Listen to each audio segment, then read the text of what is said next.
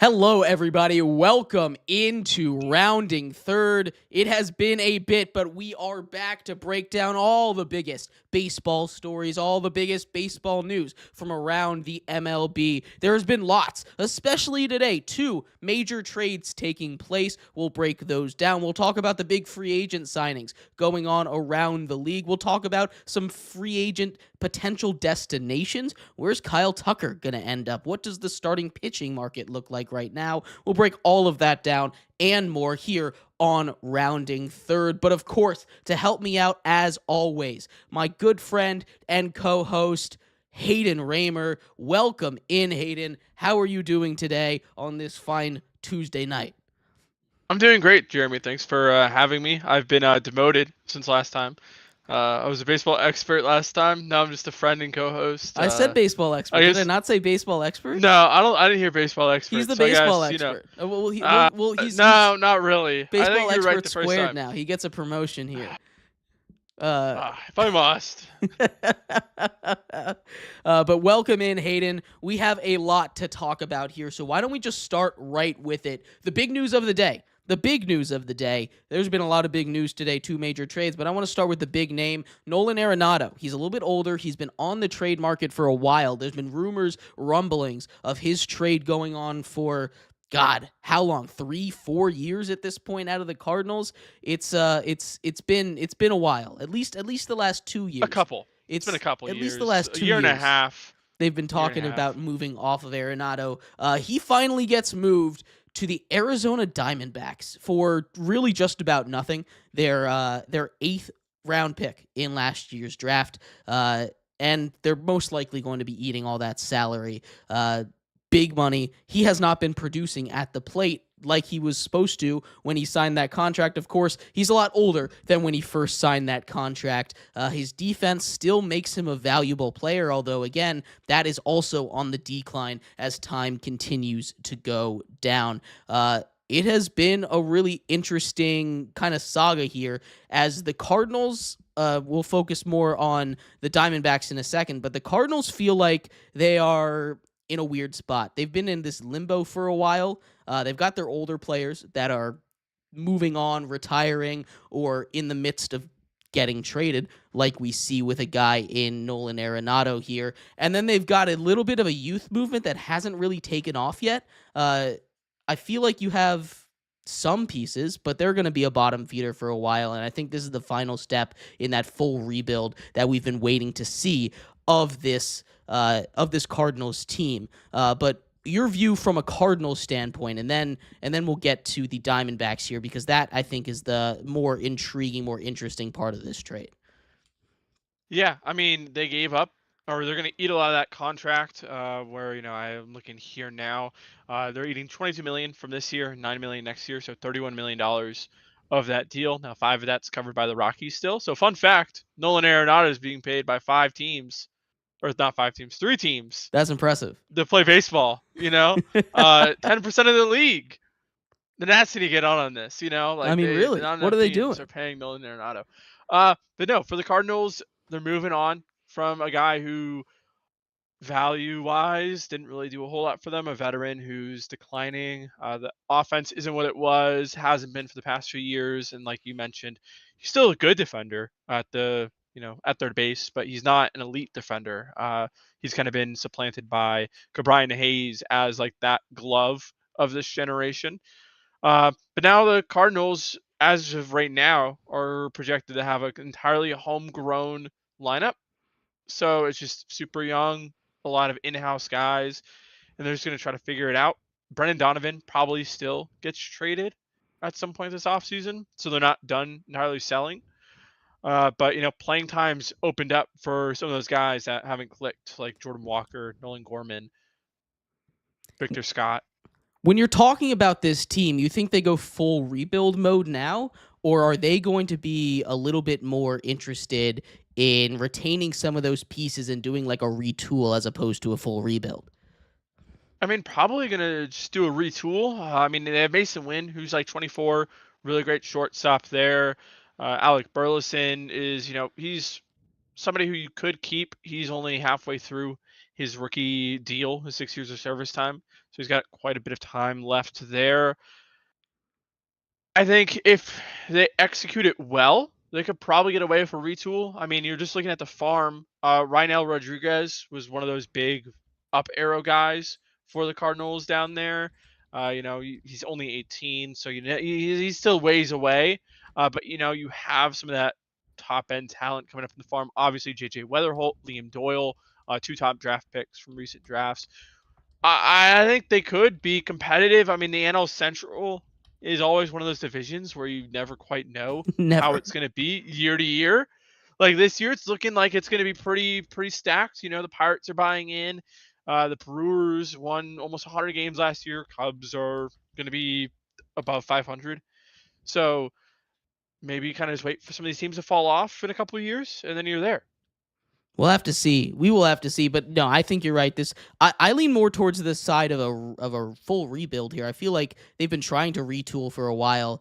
It has not been very successful at all. On the side of the Diamondbacks, they're trying to chase that glory, finishing second in the MLB a couple of seasons ago, losing in the World Series. They have not really been back, and that team, just 2 years later, looks a lot different already. You have a lot of the core pieces that are still there, but Zach Gallen gone, most likely, after this season. He's a free agent right now. You have a lot of guys that are new in that building. Does this move really help them, at least in the short term? Obviously not too much in the long term because he's only going to continue to decline, but how much does this move really help the Diamondbacks? Because this doesn't feel like a move that's going to add 4, 5, 6 wins to their team. It's going to make them better, but I don't know how much better it really makes them.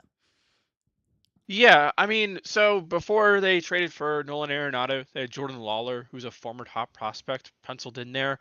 Injuries have really hampered his ability to kind of get to the big leagues. He's only 24, but this trade to me signals that the Diamondbacks are kind of out on him. There was a report earlier this offseason where they were looking to kind of have him start to learn center field. So maybe, they kind of keep him healthy. They kind of move him around the diamond, get him in the lineup, 4 days a week. That might be the move there. So that was kind of the big revelation for me was, the Diamondbacks don't think Jordan Lawler is good. Because, I mean, Nolan Arenado, he's going to fit that ballpark a little bit better. The skills that he still has is his bat to ball skills are still among the best in the league. And he's above average at pulling the ball in the air, which, more likely to hit a home run when you pull the fly ball. So it's going to be a little bit easier in Arizona to get some more home runs. Maybe the production goes up a little bit, at least from like your traditional metrics like OPS and your counting sets like home runs, RBIs. But I mean, it's going to be, it's just tough. That division is really good, and I think the National League in general is really good. It's tough. I think with the expanded playoffs, a lot more teams are actually going for it. I think they might squeak in for that third wild card with this move. I think there's a more stable floor with them, I guess is what I'm trying to say. But the ceiling hasn't really moved. No, they're a team that, of course, again, they've come from from close to the mountaintop as you possibly can without being at the top of it a couple years ago. Had a bad year with injuries and players having a decline, and then last year, I mean, it just wasn't good enough. You got to deal with the Dodgers. The Giants are probably going to be back the way that they're going for it, pursuing second baseman on the market here, filling one of their big holes. And then the Padres, of course, always going to be a challenge. You're looking at a third, or you don't think the Padres? You're not a Padres guy. No, I don't know why Padres are good. Padres are good.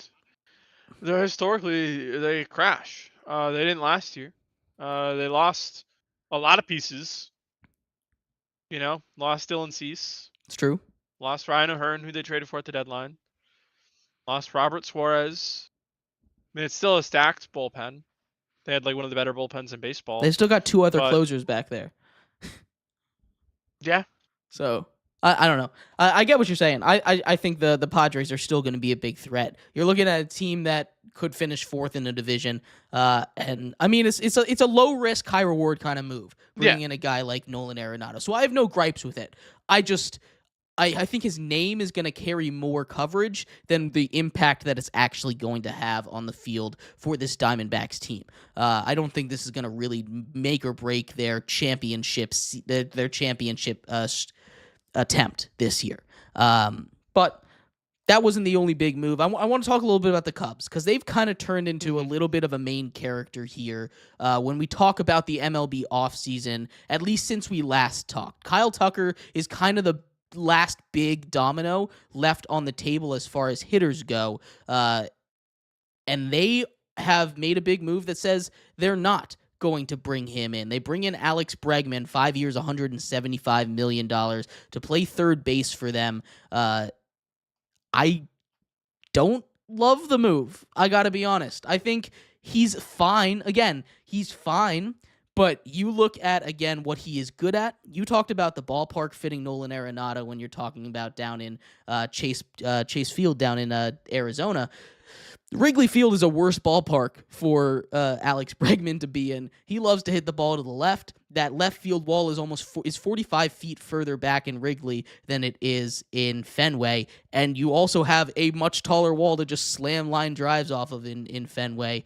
Maybe more home runs come off of this, but I don't necessarily love this move for a guy that, if you look at all his numbers, has been declining over the last couple years. Again, he's age 31. This will keep him through his age 37 season right now. I just don't love the move. Like I just don't know why you don't give the money to Tucker. That's what I'm saying. Like this is in all likelihood the Kyle Tucker replacement. We can't afford Kyle Tucker, so we're gonna go out and get the next best thing. I don't know if this was the next best thing. Like, pony up that extra money for Kyle Tucker. If you really think this team can compete, if you think the second half of last season was a fluke and you're looking more at the first half of the season with the way that PCA is playing, if you think he can continue to develop, if you think that this team is going to continue to grow and get better together as a unit, why don't you pony up the money to make it a championship contender? This is why this team, again, the NL Central is weird. It always is. But this is why this team fell off, because they're not putting that money. They didn't go after it at the trade deadline. They kind of sat on their hands and did nothing. The other teams in their division, in their competition for that wild card spot, went out and got a guy. And now you're seeing the same thing in free agency, leaving the big fish on the market for the other guys to fight over, and getting the second prize before the first prize is off the market. I just don't like the idea that they didn't really even try to compete for a guy like Kyle Tucker that clearly was a huge part of their success last season. Yeah, I mean, you talk about like the ballpark fit. They just did the Isaac Paredes experiment there, and it didn't work. And you're going to get a guy whose skill set is the same. Now, is he a much better defender? Yes. Now, I mean, hey, we're going to talk about positives of this for the Cubs. If you keep the ball on the ground, I have a hard time imagining you're not getting it out there. You've got Dansby Swanson at short, Nico Horner at second, Bregman at third. I mean, Bregman's not, an elite defender, but he's above average defender. I mean, it's pretty good infield defense. I'd probably reckon it's the best. Now, Jeremy, why don't they just go sign like somebody like Gino Suarez? I feel like that's a better fit for them. It would be a shorter term deal, right? We know the Ricketts, despite being some of the, bringing in the most money with this franchise, want to stay under the luxury tax. You're not going to have to be giving him a $35 million a year deal for the next, 5 years. I feel like that's a better fit. I mean, it's not it's not Alex Bregman name. But I don't know why you don't go get somebody like Gino in this case. Gino was a guy that I think has pretty good name value right now, too. Like, Alex Bregman's a big name, but Gino Suarez was the big prize at the deadline last year. He kind of fell off a little bit after. He's going to demand a lot of it. A lot of it, yeah. He's going to demand less money than Bregman, too, I think. This is a move that screams, we got him. We got our guy. This is our guy. Don't even worry about who's leaving. Kyle Tucker? Psh, Kyle Sucker, more like. Yeah, we got him. But they bring in Alex Bregman to be that replacement, and he's just not going to be that. They have to replace with more than that, and I just don't know if this feels like the final move for the Cubs. I bet they're going to make some moves around the edges, around the fringe to go and, shore this team up, but that feels like the last big move that the Cubs are going to make. They pushed their chips in the middle, and they said, Alex Bregman is our guy this offseason, and I just don't love it from where the Cubs were at. They need to improve, and this is not the way to do it. I mean, how do you feel about the rumors that now they're trying to trade Nico Horner? I mean, yeah, it depends who they get, obviously, in this kind of thing. I wouldn't trade him. Again, it depends what they're trying to do. They make this push to go all in. Why are you trading away a guy like Nico Horner? They're not going to get another guy that can plug and play. Do they have a prospect that can come in and take his spot on the infield there? Matt Shaw. Matt Shaw. I mean, how much of an upgrade really is that from Nico Horner? They're kind of similar to me. If you can get a if you can get a good haul for him, I don't mind to trade if you have a guy in waiting, but you're going to make that team thinner and thinner and thinner. If anything happens, the cracks are going to open wide if you do that, if you do something like that. Yeah, no, I'm not a fan of just it's because the reason why they're going to trade Nico, if they do trade Nico Horner, is because he's an expiring deal and he's making $15 million. And it's just the way that the Cubs operate. I think it's just, it's not fun. Like, as a Cubs fan, like, I wouldn't be happy if, like, the day after we go sign Alex Bregman, it wasn't even the day after, that same night, we were looking at, rumors that Nico Horner was, being shopped. It's Right. just, it's backwards. For a team that's trying to compete, could absolutely, with the resources that they have, stomp the NL Central. The NL Central is weird. I don't know about stomp the NL Central. I think if you go sign Kyle Tucker and you go get Gino instead of Bregman, I think this team stomps with the other moves that they've made this offseason. Yeah. No, you're right. You're right. But I mean, they've got more money than everyone in the Central. The Brewers are a small market team. They've been at top. Cincinnati operates like a small market team. They already said we failed to get Kyle Schwarber. Oh, well, I guess we're not going to try and get anybody else big now. The Cardinals are selling off assets. They got JJ Bleday. Okay. Oh, yeah. JJ Bleday, the needle mover. JJ Bleday. Yeah. You're right. They've got the resources. They're not going to do anything about it. I can tell you that much. Like I said, this feels like the last big move. It wasn't the only big move that they made. They made a big trade for a starting pitcher here, Hayden. Talk to me a little bit about that. Yeah, Edward Cabrera is a fantastic arm. He's one of those arms where people are just expecting kind of rise. There's been injury concerns the whole time. They got him from Miami. Probably should have led with that. But I mean, when you trade for a guy with a 90-mile-per-hour changeup, fun things are going to happen. Yeah. And they didn't really give up a whole lot. Owen Casey was the big prize there. He was a major league ready prospect. And I think the return's interesting just because you're seeing Miami kind of target some of the same players. They got Agustin Ramirez just a little bit ago, who's just a power over hit guy. Then you have Casey, obviously. You went and got Connor Norby and Kyle Stowers. Wait, is it Stowers? Stowers. I'm blanking. Yeah, from the Orioles 2 off seasons ago. So or deadlines ago. So there's a clear archetype that Miami's targeting, which I think is fun. We're kind of seeing how the new GM is trying to build this team. But yeah, a sick arm. He lowered his arm slot, and so hopefully there's been research showing that he's going to be healthier. This is what I've been reading, but. Yeah, Cabrera's always been interesting to me because when you look at like the numbers on the back of his baseball card, like they don't line up with what you see his ability to do, right? He's been dealing with injuries for a lot of his career.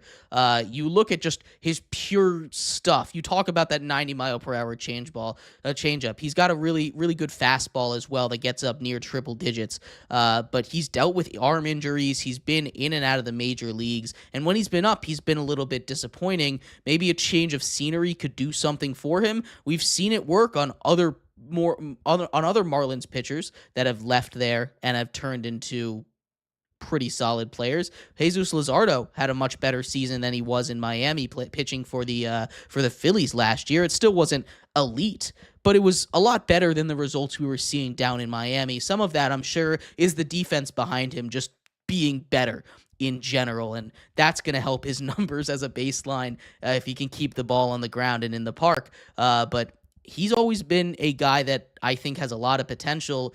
That Cubs pitching staff, it's not bad. Like, No. It's not bad, Hayden. They've got some guys. I don't know if they really have a true number one on that staff, but they've got a lot of 2s and 3s in that rotation right now. Yeah, I mean, I think you're expecting Cade Horton to take the leap to become that one, or him and Cabrera to kind of both take the leap to kind of fight to be that 1-2 punch to, your game 1 and 2 starters. I think the big thing is, right, they signed 4 free agents for that bullpen this offseason. They went and got Hunter Harvey, got Phil Maton, Jacob Webb, Hobie Milner. I mean, you got that was kind of the issue for them last year, was the bullpen. They just weren't as good as they should have been in that first half. We're giving up a lot of home runs.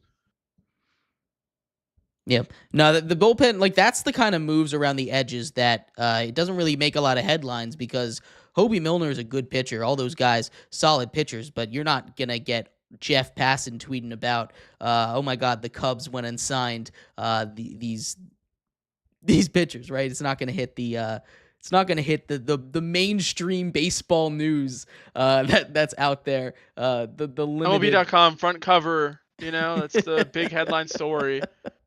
Hunter Harvey. We love Hunter Harvey. We love Hunter Harvey here. Yeah. Shout out. I didn't even realize he was a Cub until I was looking into it. Shout out to Hunter Harvey for continuing to do his thing after leaving the Nationals. But there is a lot to like about this Cubs team. I want to talk a little bit about the Marlins, though, because they've been doing this really interesting thing. You talked about the type of prospect that they've brought in for these guys, and they made another trade just today. Ryan Weathers, they traded. They got to haul 4 prospects for Ryan Weathers here. I'm not sure if you were able to see what those prospects were, but they kind of are doing the opposite of the way that they were building before. They were a team with a lot of really solid arms, and now they've turned that into a team with a lot of prospects in bats. So you're looking at 4 prospects back for Ryan Weathers heading to the Yankees: Dylan Lewis, Brendan Jones, Dylan Yasso, and Juan Matthews. I know I said that name wrong because you were warning me. You were warning me that name is weird, and you know what, Hayden? I already forgot how to pronounce it. But they got a little bit of that was a different pitcher. Different pitcher. That was the guy, Nolan Arenado. We didn't even say his name. Justin Martinez. Justin Martinez. Was the return. Juan Matthews. Instead of Martinez. Yeah. Juan Matthews, that fourth guy, going to the Finns here. They've been building something of a young team, but we've seen this in the past from the Marlins. They always seem to do this, where they have a lot of big trades. They build up their prospects, and then they maybe have one successful year, fall right back down on their face. Is this going to be another one of those? Are they ready to start playing good baseball again? Because I feel like you bring up Stowers, who had a really good year. He made the All-Star game, and he showed out a little bit. You bring up a couple other pieces that have come up and been solid for them, at least in the last couple seasons. But is this going to be enough where they can finally stop tanking and start going back towards a wild card hunt this year in the MLB? In 2026? Yeah, 2026. Can they make a push? No. No? Sorry. No. No. Maybe 2027. I mean, hey, some names that you didn't hit on. Jacob Marcy went absolutely nuclear in the second half of baseball last year. 234 plate appearances, had an 842 OPS. You're hoping, extrapolate that over a full season, in center field. You hope that, it's pretty good. That will carry you a good ways away. You're going to improve. Now, are we going to make the playoffs? Probably not. No. Kind of go towards the playoffs instead of going down. Towards the playoffs. I mean, we did just trade 2 of our best starting pitcher. That's the issue. Look, I feel like they're overcorrecting because they went from having a really great starting rotation that they've traded all away and not having any bats to having some solid bats and not having any starting pitching. They need to find a little happy medium here. And I don't, they're just not doing it. They're overcorrecting too much. I'm sure a change in GM and ownership in the front office doesn't help too much when you're in the middle of a rebuild like that. But it feels like they're on a seesaw right now. They go up, oh, too much pitching, and then they go up, oh, too much hitting, and they can never just balance that out to a point where they're going to be solid for a long-term kind of situation. Yeah, I mean, I think you look around the division, I feel good about waiting another year or two. Let these young guys that we're acquiring in these trades really find their footing. I mean, now then the issue becomes, okay, now by the time we're competing, we have 2 years of Kyle Stowers left. But I think there's enough pieces there where you look on them and you think, okay, this team's going to be good in the next 2 years. They've got quite a few pitching prospects who, again, probably not this year, are going to come up and lead the team, be their staff ace. But I think they've got pieces there where you can see the light at the end of the tunnel. It's just, like I said, it's ways away. You're going to be worse in 2026. But, 2027, you're going to take a giant step forward. I think they're going to be better in 2027 than they were this year in 2025. That's good. That's progress. That's what they need to hear. That's what the Marlins need. They just need progress at this point. They are deep in a rebuild that's lasted, I mean, what, 5? They made the playoffs in 2020. Yeah, but that was a little COVID year blip that doesn't really count. 60-game season. It's okay. Small Mickey sample Mouse. size. You got some weird results out of that COVID season. So we'll give them props for that. But we're skipping that season as part of their rebuild. That rebuild's lasted 15 years at this point. It's been a long time. They haven't really been good since, God, basically my entire, since they won the World Series in the early 2000s. It's been a long time. But this is a Marlins team that continues to retool. Hopefully they've got the right strategy now. Like we said, they've got some pieces.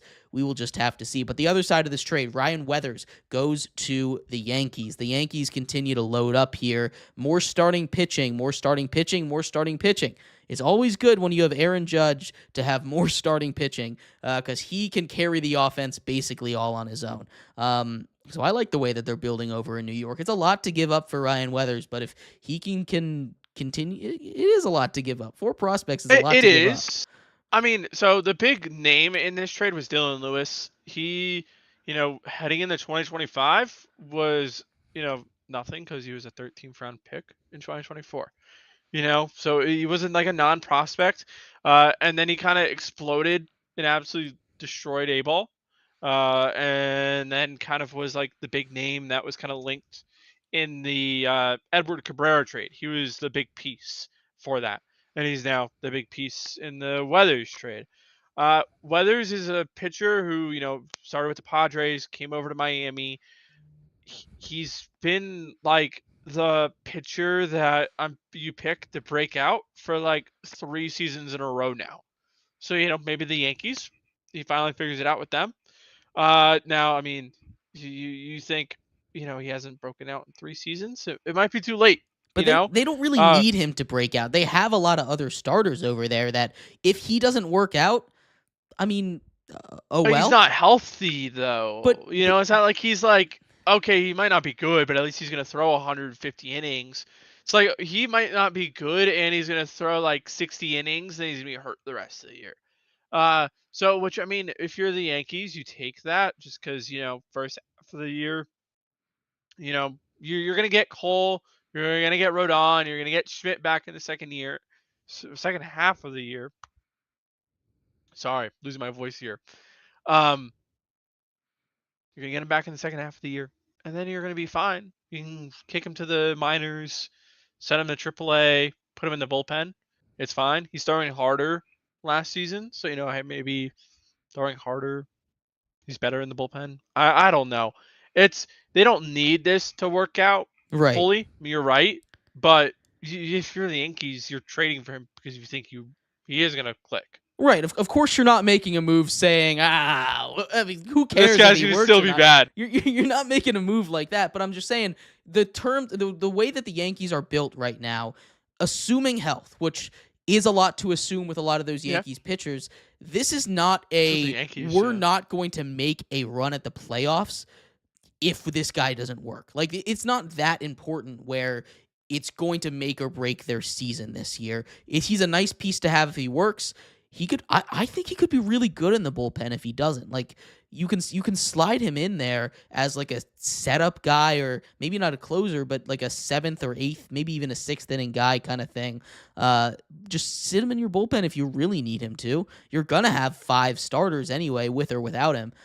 So if he doesn't work out, you got a nice, solid bullpen arm. Like, he feels like a bullpen pitcher to me, honestly, more than a starter. But there's a lot of different ways the organization can take a look at this, and a lot of different ways that they can move on and try to build that team up, get back to the World Series like they were just a couple of seasons ago. Any other big moves that you wanted to highlight here as far as trades or free agency, Hayden? I was just gonna ask if you think the Yankees are done. Done? No, the Yankees aren't done. They're going to do some more things. They haven't really Do they done too much this offseason. They've been a little do they busy. go get the big? Do they go get the big bat out on the market? I don't Cody think Bellinger? Cody Bellinger, the big bat out on the market. Uh, Yeah. I think they do bring back Cody Bellinger. Yeah. Yeah. I think they're gonna swing and miss trying to get Kyle Tucker to replace him, and then Cody Bellinger is gonna be that. They're not even on Kyle Tucker. They should be. Yeah, the 29 team should be in on Kyle Tucker. Yeah, but the Yankees have the money to do it, and pairing him up with Aaron Judge is going to be really nice. Like, you saw how much better that offense is when they have a second true weapon when Juan Soto was out there. Now, obviously, Juan Soto and Kyle Tucker are different levels of players, but still, it can work kind of the same way where where you can use him to kind of protect Aaron Judge a little bit, or you can use Aaron Judge to kind of protect him. Either way you want to do it, where one of those guys is going to be seeing at bats when they go back to back, because you're not going to walk both of them, and you don't want both of them. We don't want one of them on base for the other. It just puts other teams in a much different position than if Paul Goldschmidt is the guy that you're putting ahead or behind of a guy like Aaron Judge, right? They got Ben Rice now. He broke out. It's fine. But Ben Rice isn't the same player as these guys, right? Like, sure, he's a nice player. He's done a good job, but Ben Rice isn't Kyle Tucker. Ben Rice isn't Juan Soto. Ben Rice isn't these guys that are going to make you scared to, oh my God, I have to pitch to Ben Rice. If I'm a pitching staff, I would much rather put Aaron Judge on first base and face Ben Rice than pitch to Aaron Judge in a lot of late game situations. Well, I'd rather pitch to everybody other than like Aaron Judge, other than Shohei Ohtani. Right, but like I'm just Like- saying, if you have a real person that can protect Aaron Judge behind him, you put Kyle Tucker behind him, people are not going to walk him in those big situations because you're also scared to pitch to Kyle Tucker, right? If you have Ben Rice, I'm not scared of Ben Rice. I'm sorry, I'm just not. Like, I I'm understand. not he had scared a of Kyle great year. Tucker. I am scared enough of Kyle Tucker that I would think twice about walking Aaron Judge in certain situations.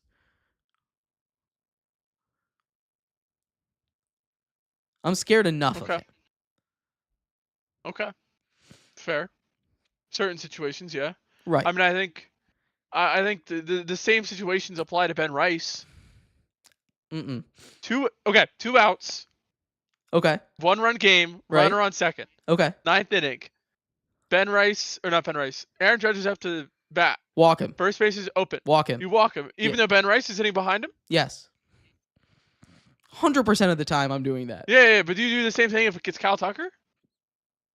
Yeah. Probably. And I think those are the only real situations. Like it's not. Aaron Judge is very good at baseball. He's the best hitter on the planet. That's true. I think you'd rather pitch to anybody other than Judge. That's true. I see what you're saying. I'm just saying, Yeah. I think twice a little bit more about Kyle Tucker than I do about Ben Rice. Uh, Okay. I still would do it, but That's a fair take. I mean, I'm not gonna. I think twice a little bit about it. Okay. But I do want to talk a little bit about some of these Japanese players that are coming over. There's been a couple big ones. They've been taking interesting deals. I mean, short-term deals, not a lot of money, going to places like the Chicago White Sox. Uh, Uh huh. what is going on Sorry. here? Like, The why are the White Sox a landing spot here? That just feels like an abysmal place to start if you have a choice entering the MLB. because a lot of teams were way too like I think they misjudged the market on Murakami. Like him and his team misjudged his market. Um, and so they come in here and they're thinking, oh man, we're gonna get like any year $200 million deal. Maybe not those exact figures, but we're gonna go get like our big deal.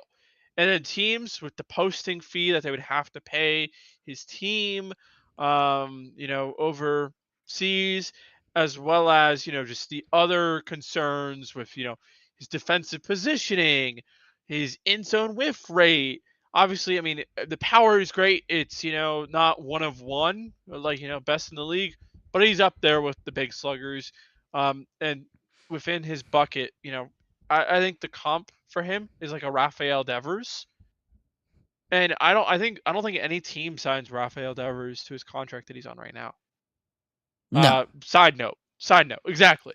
Right? Knowing what he is now, nobody signs him to that contract. And so people aren't going to give Murakami that, especially because you don't know if he can do it at the major league level. right. He was doing it overseas, but can he do it here against better pitching, better velocity, better stuff, better everything? Um, and so this gives him a soft landing. One, he's got his 2 years. He still gets $36 million, and there's no pressure. Yeah, If I will he's say awful for the first 3 months, who cares?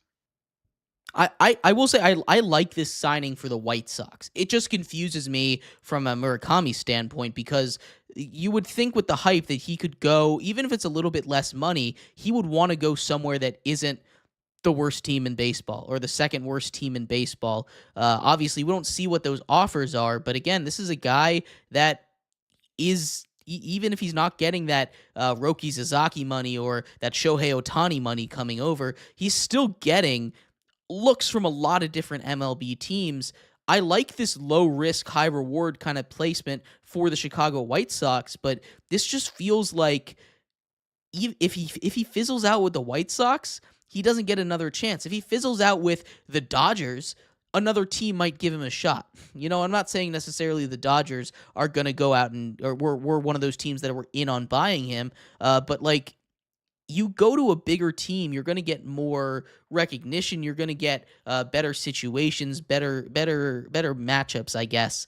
I don't necessarily love the move for him personally, but I do like it from a White Sox perspective here.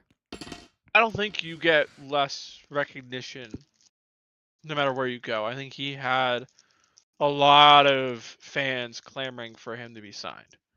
Like a lot of like casual MLB fans, not super casual, but like casual fans who aren't like going over here. They're not little nerds like, look at his in zone whiff rate. He can't hit Like people 93 like me. mile an hour fastballs. People aren't looking at that. And so those fans wanted him signed. And when they see that, oh, the White Sox gave him, it is such a tiny deal because the expectation was he was going to get this giant deal.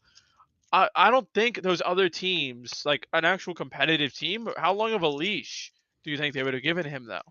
But I'm not saying he has to go to you're right. It's not going to be too long of a leash if he comes out struggling, but he doesn't have to go to the Dodgers. He doesn't have to go to the Yankees. He comes to a place that's a little bit better of a situation, up and coming team.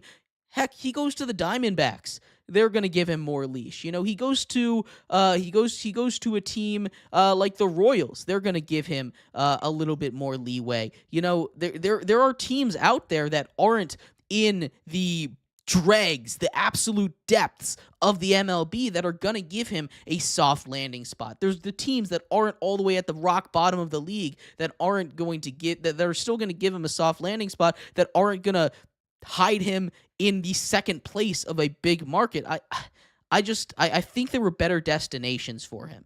And if that's where he wanted to go, if he said, I want to go to Chicago and the Cubs weren't interested, I understand it. But I haven't heard anything from him or his team that says he wanted to play in Chicago. He just, he wanted to play in a big market, and Chicago, definitely a big market, checks that box for him. I just haven't heard anything like that. It just seems like they took whatever they got. Well, I just don't think there's a whole lot of fits for him either. I mean, you mentioned the Royals. There's no room for him. Salvi's your DH, and Vinny Pasquantino is your first baseman. And I think they're going to stick with the Pasquatch. Arizona, Pavin Smith is the guy who's penciled in there. He's not big name, but he's produced for most of the seasons he's been in the bigs.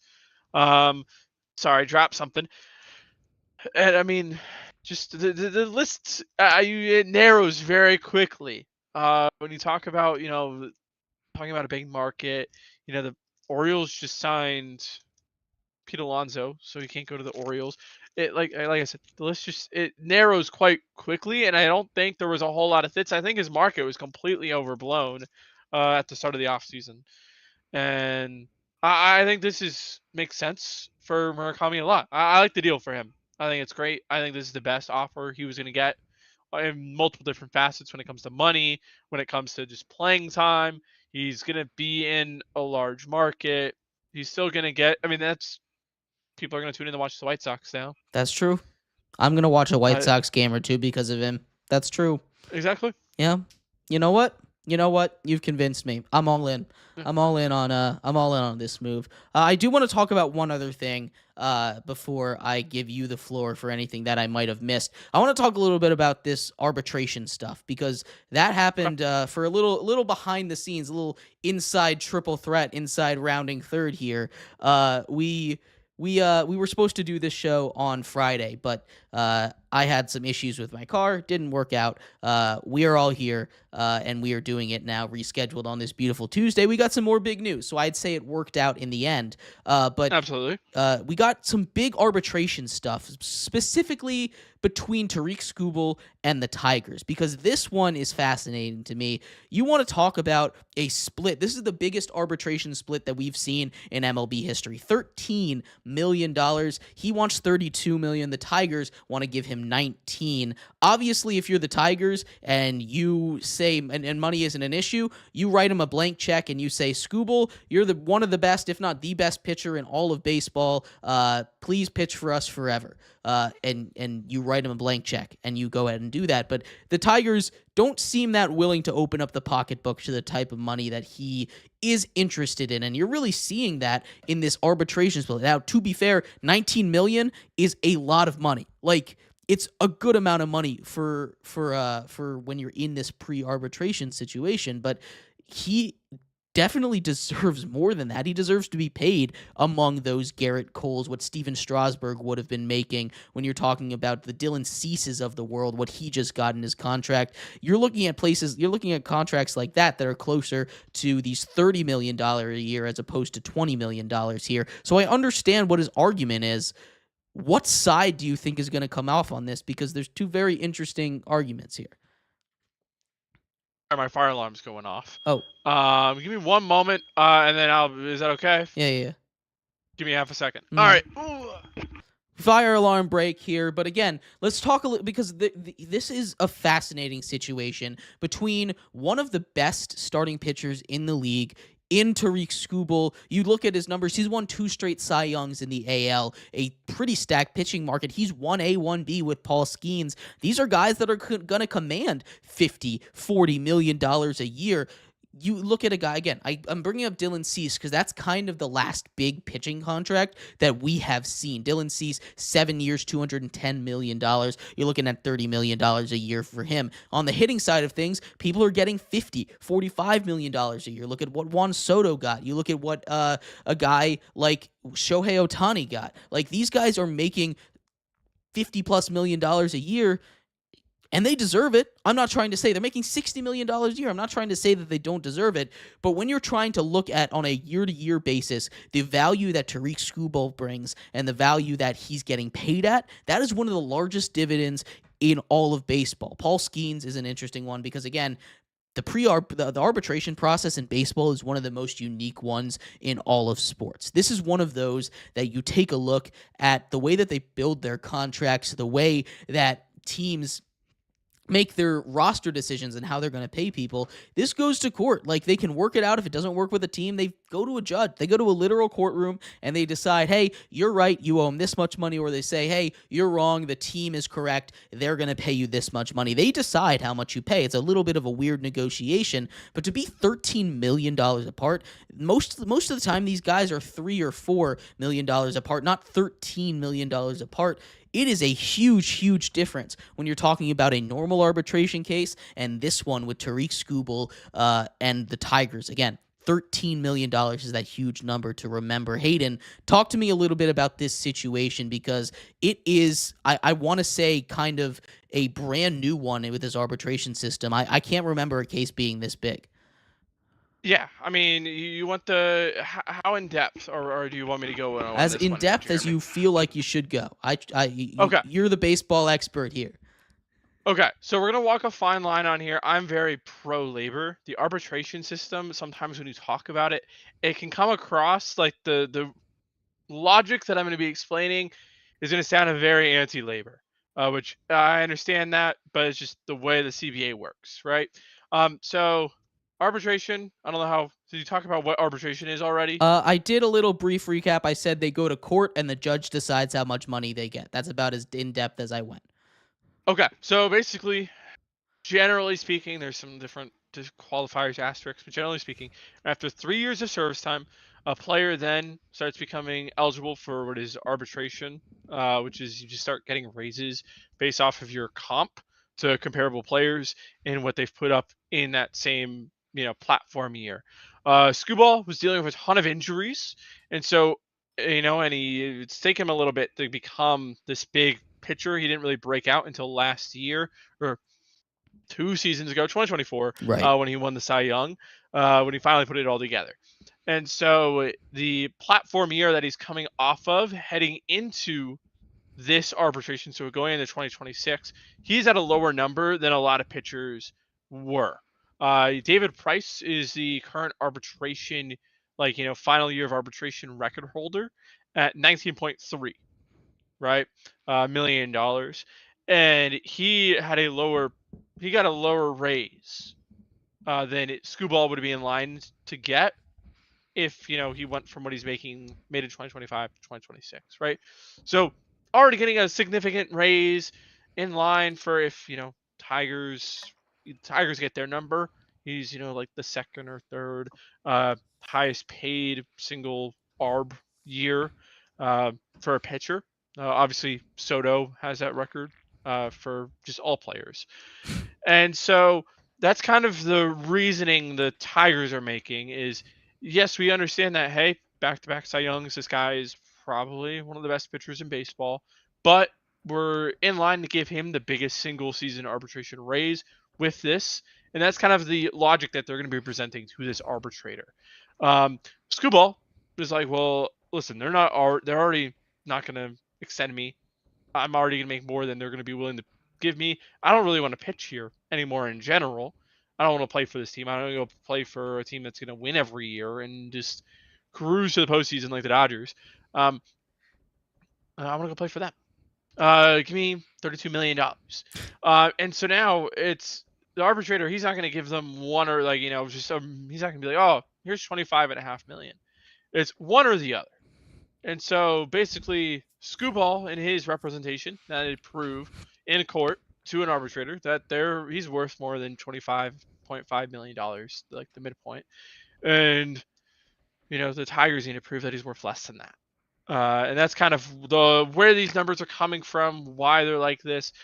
The Skubal's team kind of wants to throw a big humbug because he's worth $32 million, For sure. right? I think everybody can agree on that. I'm sure the Tigers agree on that. They're not going to admit that in court or anywhere. They're not going to admit that. I'm sure they think that he's worth that. Uh, but they're everybody's operating within the confines of how this system works. The likely outcome, I'm not entirely certain if the Tigers are trial and file, which means, hey, we got up to this deadline where we file these numbers. You had your chance to kind of meet in the middle, like we're done. Which is how some teams operate. Other teams, they'll literally the day of the 5 minutes before the hearing, it's like, hey, final offer. Like and somewhere in the middle, offer them a contract Mm-hmm. for that. And then if they sign it, then it's all good. So I'm not entirely sure where the Tigers fall on that. So for all we know, this never goes to the hearing. But it's really never a good thing. A lot of teams, players don't like going to arbitration As they should. Because why would you want to listen to your team tell you why you're not worth more? Right. Like it doesn't make sense. These are guys that are supposedly your biggest believers. This is your employee. This is your boss saying, yeah, this guy wants a raise, but this guy is not worth shit. What are we talking about here? Yeah. And so it's a whole weird system. But yeah, that's the whole Scooball thing. I think I surmised that. I think you did a very good job surmising that, because it's a legal proceeding. It's complicated. It's not. Nothing in baseball is easy, because they don't make anything in baseball easy. Of course, they always want to do it the hard way. But I think the more interesting part of this is kind of the fallout of it, because even if they do avoid Arb, you had brought it up, he's probably not pitching in Detroit after this season. And that makes that trade market open. And we've heard a lot of rumors about him potentially being traded. That's going to be a haul if a team is able to trade for Skubal. And if you can get him at that contract, even for 1 year, you take a look at what his extension might look like. That's going to be record-setting pitching numbers, at least until Paul Skeens comes around and signs his contract. This is a huge moment for Skubal. I'm curious what you think a package for him might look like. Obviously, that's hard to describe, but you're looking at a bunch of top. You're at least one top 50 prospect probably for a guy like Skubal. More. The quote that was circulating, I don't know how true it is. Yankees called to inquire on what the price for Skubal would be, and they were told half your organization. And so, like, there you go. Now the Yankees, they don't have the greatest farm ever, but just to put into context, like they're gonna ask for heaven and earth to move him, because the Tigers could still win their division. Still, they're not World Series favorites, but at the top of that division, you hope Kerry Carpenter, Riley Green, Spencer Torkelson continue to grow as that offensive trio. You can dream on them being a good team. Yeah, they were the 1 seed last year. You can definitely dream of them being a good team. Were they not the 1 seed? They were pretty high up there. They were in the wild card. They were in the wild card. They were in the wild card last year? They choked. They had like the biggest that's collapse. right. They choked it away to the Guardians. That's right. Yeah. That's right. Yep, they choked it away to the Guardians. But still, they were in the driver's seat for a while there in Detroit. So there is absolutely a world where they continue to get better, build on the season, because they built from last season. They've made the playoffs 2 years in a row. The 2 years ago, they snuck in with a really hot second half. Last year, they fell in with a really cold second half. So maybe we see a Goldilocks season this year with them, where they're just right all the way through the season. You never know. That's the progression here. If you're the Detroit Tigers that you're hoping for, but I do think that that is going to be the biggest thing to watch going forward, at least in Detroit Tigerland over there. A lot of big news around the MLB. Hayden, is there anything that we missed before we sign off here on Rounding Third? Not that I think so. If not, well, next time. Yeah, next time. Next time we will be back. We will break down them, because there's going to be a lot more free agent signings. Spring training will start next time we talk. We'll probably do a show right around the beginning of spring training, about a month from now.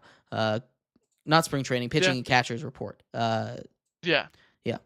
So we'll do pitchers and catchers Before report. that. Well, that's probably around the time that we will have another episode of Rounding Third. But thank you, everybody, so much for tuning in to today's episode of Rounding Third. I will be back tomorrow morning breaking down some NFL playoffs on the Triple Threat Show alongside Nolan Jamber and Mehrob Fatemi. Check us out every single morning on the exact same places that you're listening to us here. Hayden will be back with us. Maybe some special guest appearances on the Triple Threat Show potentially. We'll try and work it out. And, of course, more Rounding Third with our baseball expert, Hayden Raymer. Thank you so much for tuning in.